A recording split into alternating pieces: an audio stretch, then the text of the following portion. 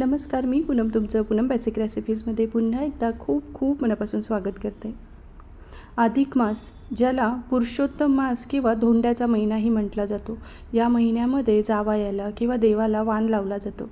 तर यामध्ये सगळ्यात महत्त्वाचा पदार्थ म्हणजे अनारसे. तर आज आपण मस्त खुसखुशीत जाळीदार अनारसे कसे बनवायचे ते बघणार आहोत. अस्सल पारंपरिक पद्धतीने आज आपण अनारसे बनवणार आहोत. तुम्ही पहिल्यांदा जरी असे अनारसे बनवले तरीही तुमचे परफेक्टच तयार होतील. चला मग रेसिपीला सुरुवात करूयात. त्यासाठी मी इथे कपाने म्हणाल तर 2 कप जाड रेशनचे तांदूळ घेतले आहे. तर या अनारसांसाठी कधीही बुटका तांदूळ किंवा जाड तांदळाचाच वापर करा. रेशनचे तांदूळ मिळाले तर अतिउत्तम. आता हे तांदूळ मात्र आपल्याला स्वच्छ 3 पाण्याने धुवून घ्यायचे आहे. एकदा का तांदूळ धुतले गेले की यामध्ये पुरेसं पाणी टाकायचं आणि पुढील 3 दिवसासाठी बघा आपल्याला हे तांदूळ पाण्यामध्ये भिजवत ठेवायचे आहे. तर तांदूळ व्यवस्थित भिजवून घेणं खूप गरजेचं आहे आणि रोज मात्र आपल्याला यातलं पाणी बदलत राहायचं आहे. जर यातलं पाणी बदललं नाही तर तांदळाला खूप जास्त उग्र वास येतो. त्यामुळे 3 दिवस आपण हे रोज पाणी बदलत होतो. तर साधारण बघा सोमवार, मंगळवार, बुधवार असे पूर्णपणे 3 दिवस मी सकाळी रोज याचं पाणी बदलत होते आणि गुरुवारच्या सकाळी मी आता हे पाण्यामधून काढून एका चाळणीमध्ये निथळत ठेवणार आहे. पसरत चाळणीमध्ये तुम्ही असे यामध्येच 1-2 तास ठेवले तरी हे व्यवस्थित सुकतात. फक्त उन्हामध्ये किंवा अगदीच कडकडीत आपल्याला हे सुकवायचे नाही आहे. आतून थोडेसे हलकेसे हे ओले राहिले पाहिजे. तर मी असे चाळणीमध्ये 1-2 तासासाठी ठेवले होते. त्यानंतर थोडेसे रुमालावरही पसरवून घेतले आहे, कारण चाळणीमध्ये पाहिजे तसे ते पूर्णपणे निथळले नव्हते. आता उन्हाळ्याचे दिवस आहे म्हणून हे लवकर सुकतात, त्यामुळे जास्त आपल्याला फॅन खाली ठेवायची आवश्यकता नाही. अर्ध्या 1 तासामध्ये बघा असे हे कोमट असे आपले सुकलेले आहे तांदूळ. आता आपण हे एका बाउलमध्ये काढून घेऊयात.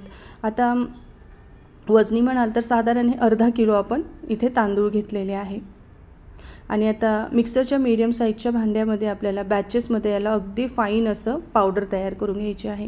याआधीसुद्धा इन्स्टंट अनारसे कसे बनवायचे याची रेसिपी मी आपल्या चॅनलवर अपलोड केली आहे. तिथे जाऊन तुम्ही नक्की बघा किंवा डिस्क्रिप्शनमध्ये मी त्याची लिंक देईल, तिथेही तुम्ही चेक करू शकतात. अगदी तुम्हाला हे पीठ तयार करायला वेळ नसेल तर तुम्ही अगदी इन्स्टंट अनारसे झटपट तयार करू शकतात. आता हे बघा मी दळलेलं जे पीठ आहे ते सपिटीच्या चाळणीने किंवा मैद्याच्या चाळणीने चाळून घेतलेलं आहे आणि हीच प्रोसेस आपल्याला करत राहायची आहे. तर 2 ते 3 बॅचेसमध्ये हे दळून आपलं पीठ तयार होतं. तर मी या ठिकाणी हे पीठ चाळणीने चाळून पुन्हा असं मिक्सरवर फिरवून घेणार आहे. तोपर्यंत तुम्हाला एक निवेदन आहे, तुम्ही अजून माझ्या चॅनलला सबस्क्राईब केलं नसेल तर नक्की सबस्क्राईब करा आणि बेल आयकॉनवर क्लिक करा. सबस्क्राईब करणं पूर्णपणे फ्री आहे. तर या ठिकाणी बघा शेवटी एवढा रवा राहिला आहे, साधारण अर्धा वाटी एवढा रवा उरलेला होता. आता हे जे आपलं पीठ तयार झालं आहे ते मात्र आपल्याला मोजून घ्यायचं आहे. कपाने म्हणाल तर साधारण या ठिकाणी तो 3 कप इतकं पीठ भरलं आहे आणि गूळ घ्यायचा असेल तर 1.5 कप गूळ घ्यायचा. पण मी इथे वजनी तुम्हाला सांगणार आहे, वजनी प्रमाण बिलकुल चुकत नाही. तर हे साधारण 375 ग्रॅम इतकं हे पीठ भरलं आहे. त्याच्यासाठी मी 375 ग्रॅम इतका चांगल्या प्रतीचा गूळ वापरलेला आहे. तर मी इथे कोल्हापुरी पिवळ्या रंगाचा गूळ वापरला, याने रंग खूप छान येतो. गूळ चांगल्या प्रतीचा घेणं खूप गरजेचं आहे. त्यानंतर 4 ते 5 वेलदोडे कुटून टाकायचे आणि अर्ध जायफळ वेळेवर किसून टाकायचं आहे. आता यामध्ये वेलदोडे जायफळ टाकणं ऑप्शनल आहे, पण एकदा टाकून तुम्ही करून बघा, अनारसांना खूप छान चव येते. आता हे सर्व सुके जिन्नस मिक्स करायचे आहे आणि मिक्सरवर थोडे थोडे टाकायचे आणि पुन्हा फिरवून एकजीव करून घ्यायचा आहे. तर याआधीसुद्धा अनेक पारंपरिक रेसिपी मी तुमच्याबरोबर शेअर केल्या आहेत. तर पूनम बेसिक रेसिपीवर जाऊन तुम्ही नक्की सर्च करा. तर गुळाचं प्रमाण मी अगदी योग्य सांगितलेलं आहे. तर नक्की तुम्ही या पद्धतीने एकदा ट्राय करा, बिलकुल फसणार नाही. फक्त जर गूळ तुमचा चांगल्या प्रतीचा नसेल तर या पिठाला पाणी सुटण्याची शक्यता असते किंवा मग ओलसर जास्त होण्याची शक्यता असते. आणि यामध्ये ना 2 टेबलस्पून कडकडीत गरम करून घेतलेलं साजूक तूपसुद्धा तुम्ही आवर्जून घाला भिजवत असतानाच. जेव्हा आपण मिक्सरवर फिरवतो आणि हे पीठ मिक्स करतो ना तेव्हाच. माझ्याकडून व्हिडिओ स्किप झाला आहे तर तुम्ही नक्की टाका. हे पीठ आता आपल्याला 8 दिवसासाठी असं डब्यामध्ये दाबून भरून घ्यायचं आहे किंवा तुम्ही गोळे करून यामध्ये 8 दिवस मुरवायला ठेवू शकतात. 8 दिवसानंतर याचे अनारसे अतिशय खुसखुशीत होता. अगदी परफेक्ट रेसिपी आहे. माझी आई वर्षानुवर्षे याच पद्धतीने अनारसे करत आली आहे. या अधिक मासामध्ये तुम्ही नक्की करून बघा. जावयाला वाण लावण्यासाठी किंवा देवालासुद्धा तुम्ही वाण लावू शकतात. तर आपल्याकडे 33 अनारसांचा वाण लावण्याची प्रथा आहे. यामध्ये असे 33पेक्षाही जास्त छोट्या आकाराचे अनारसे एवढ्या मिश्रणात आपले तयार होतात. आता मुरलेलं पीठ आपल्याला हवं तितकं काढून घ्यायचं आहे ताटामध्ये आणि हे चांगलं मळून घ्यायचं आहे. तर मळत असताना मी 2 छोटे चमचे इतकं साजूक तूप आणि फक्त हाताला लागेल इतकंच दूध लावून हे पीठ अगदी पेढे कसे होतात आपले सॉफ्ट त्याप्रमाणे हे पीठ तयार करून घेतलं आहे. चांगलं मळून घ्यायचं आहे. बऱ्याच ठिकाणी याला आहे ना केळसुद्धा लावलं जातं, पण शक्यतो केळ न लावता असं साजूक तूप लावून तुम्ही हे पीठ मळून बघा. एक तर अनारसे फार खुसखुशीत होतात त्याने आणि चविष्टसुद्धा लागतात.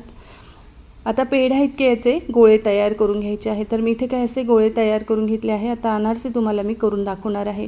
तर अनारसे करताना तुम्ही साखरेचाही वापर करू शकतात किंवा खसखसचाही वापर करू शकतात किंवा खसखस साखर एकत्र करून अनारसे थापले ना तर खूप छान दिसतात दिसायला. आता एक पेढा इतका गोळा घ्यायचा आणि याला सगळीकडून एकसारखं तयार करायचं आहे. तर अनारसे खूप पातळ केलं तर ते कडक होतात आणि खूप जाड ठेवले तर आतून ते कच्चे राहतात. त्यामुळे एकसारखे व्यवस्थित मीडियम थिकनेसचे हे अनारसे आपल्याला करून घ्यायचे आहे. आता मी इथे पाव कप इतकं साजूक तूप घेतलं आहे कढईमध्ये. तूप मीडियम फ्लेमवर आधी गरम करायचं. अनारसे टाकतो ना तेव्हा आपली गॅसची फ्लेम मीडियम पाहिजे. एकदा का अनारसे तुपात टाकलं की गॅसची फ्लेम लो करायची आणि मग असं झाऱ्याने वरती तूप सोडत जायचं आहे आणि अनारसे आपल्याला गोल्डन रंगावर तळून घ्यायचं आहे. आणि जसं अनारसे तळलं जातं ना त्याचं साईडला कढईच्या उभं करायचं, म्हणजे काय होतं यातलं एक्स्ट्राचं तूप निघून जातं. मी ते साजूक तुपाचा वापर केला आहे, तुम्ही तेलाचाही वापर करू शकतात किंवा डालडा तूप चालत असेल तर तेही वापरू शकतात.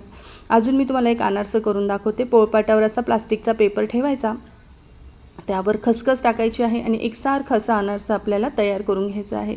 खूप चविष्ट हे अनारसे तयार होतात. तर या ठिकाणी बघा दुसरा अनारसासुद्धा मी तुपामध्ये सोडून घेतलेला आहे. अनारसा कधीही पलटवून आपल्याला तळायचा नसतो, लक्षात असू द्या. असं झाऱ्याने वरतून आपल्याला तूप सोडत जायचं आहे. वरतूनही असा छान गोल्डन रंग आला की तो साईडला करून पूर्णपणे निथळायचा आणि मग काढून घ्यायचा आहे. तर तुम्हीसुद्धा असे अधिक मासामध्ये अनारसे एकदा आवर्जून करून बघा आणि रेसिपी कशी वाटली मला कमेंट करून नक्की सांगा. माझा हा व्हिडिओ पाहिल्याबद्दल तुमचे मनापासून खूप खूप धन्यवाद.